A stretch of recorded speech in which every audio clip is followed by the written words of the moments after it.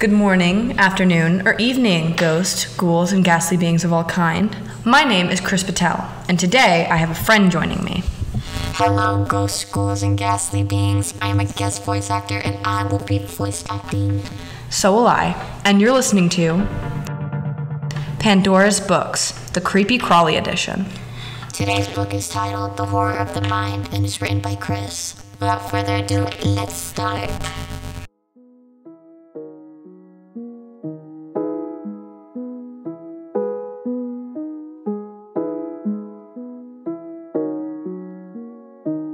I sit up with a start. I had dreamed that I saw thousands of bugs crawling around on a baby doll. The doll, old and broken, with legs and bodies emerging from out of every crack. The doll glitched to life, blinking twice, only for one of its eyes to fall out, only to be filled with more bugs. It recited to me a poem that made me shake. You run fast and far. You know it's useless, you do. No matter where you are, I'll find you. I'll crawl in your bed. I'll find you. I will get in your head. I will find you. Its childish devil voice rung out to the walls of my head, echoing in the sing-song way that brought horror and, strangely, nostalgia. I get out of bed and go take a shower. Once I get in, the song rings out to me again, but it sounds like it's coming from the house and not my head. I peek and see nothing but a large cockroach skittering on my wall. I scream and it runs up into a crack in my... I get out immediately and go to get dressed. I needed to get out of the house, so I figured I could go to the city, escape for a bit. I reached my favorite cafe and sighed in relief when I saw my best friend. I walk over. Hey, I know this is unexpected, but you mind if I hang out here with you for a bit? She shakes her head. Of course not. Happy to see you. It's been a while. She smiles. I sit down and get myself a coffee and a donut. My wife is here. She just went to the bathroom to change the baby. I smiled. Well, I can't wait to see the little guy again. He's so cute. My smile widens as I see her wife walk over with the baby stroller. Hello, it's nice to finally see you again. My friend's wife pulls me into a hug, and I hug her back. Can I see the baby? She smiles. Of course you can. He loves you. You're the only person other than me or her, she motions to her wife, that he lets hold him. I smirk. I know, I have a way with babies. I went over to say hello to the cute baby in his stroller, but when I reached the stroller, the song rang out, louder than before, sourced from the stroller. You run fast and far. You know it's useless, you do. No matter where you are, I'll find you. I'll crawl in your bed. I'll find you. I'll get in your head. I will find you. I stop in my tracks, and my breath hitches. My shaking returns. What's that? They both turn and smile widely, almost too widely. They stare. I'm unsure what you mean. Just pick up the baby. They seem to chant in monotone unison. I shakingly pull open the top of the stroller. I don't see the baby. I look around everywhere, and everyone around me is looking at me with the same smile. I find it hard to breathe. I look at the stroller, and bugs skitter past and crawl into the stroller.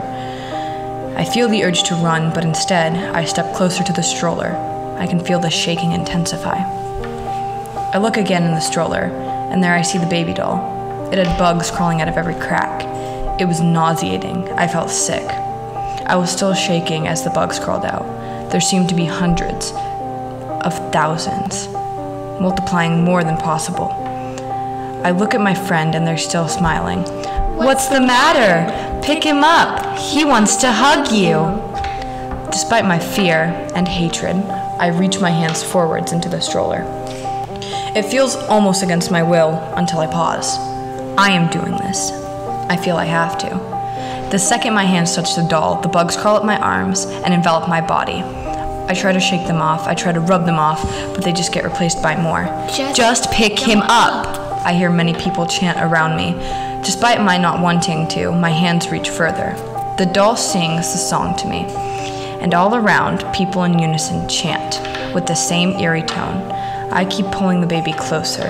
The bugs felt like they were digging into my skin now. I was bleeding. It was itchy. I was nauseous.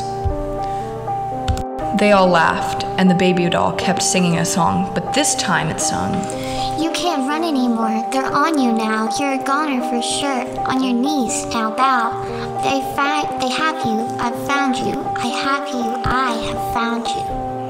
I feel the bugs crawl to my face. They're everywhere. I can't see, and I can't breathe. Laughter erupts everywhere around me. Stop! crap! Shut up, stop! I shout. I keep trying to rub bugs away, but they're embedded in my flesh now. I'm screaming and crying, and I look at the doll who just smiles. I told you I'd find you wherever you are. Now you've nowhere to go. There is no escape. The only thing I could do was throw the... I was scared. I didn't want to throw the doll. It felt wrong. But the bugs dug into my skin. I was bleeding everywhere. The laughter got so loud, so annoying. The voices echoed, telling me that I was fine. I was okay, to stop overreacting. I know one place where you can't find me. The doll and other people laugh. Where is that? I shake in fear.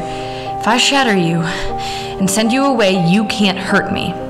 It smiles, the porcelain melting up into a smile, and it giggles. Go right ahead. It taunts. I ignore its lack of fear and throw the doll. As it shattered, I felt the bugs release and skitter towards the shattered remains. They picked up the pieces and ran. Hey, are you okay? I jump and look. My best friend and her wife stood opposite of me, looking concerned. I sighed. Yes, I'm fine. I set the baby back down. Sorry.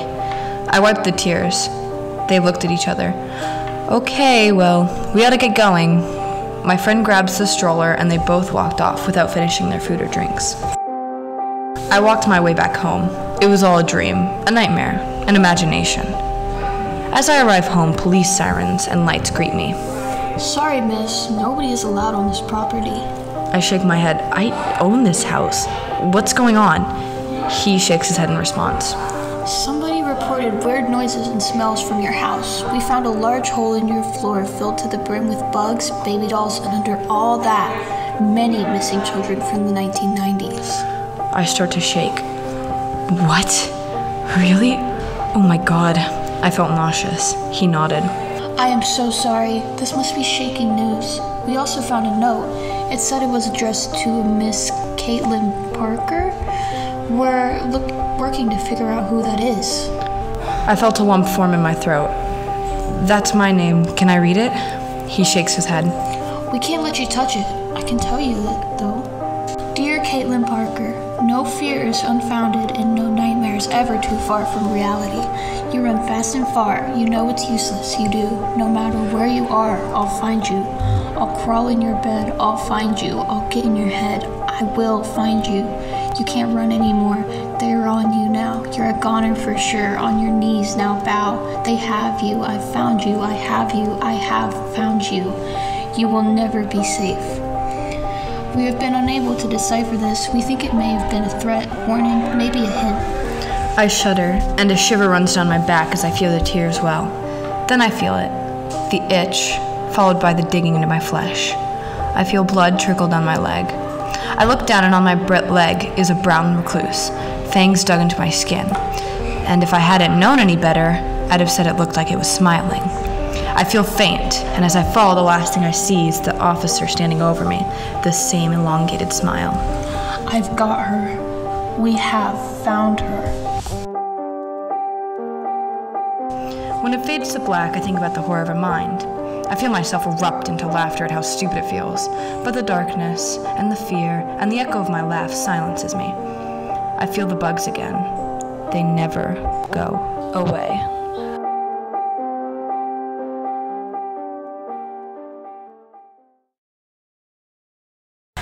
If you want more creepy stories like this, feel free to check out more Creepy Crawly Edition episodes to get the same creepy feeling. As always, ghosts, ghouls, and ghostly beings, stay creepy.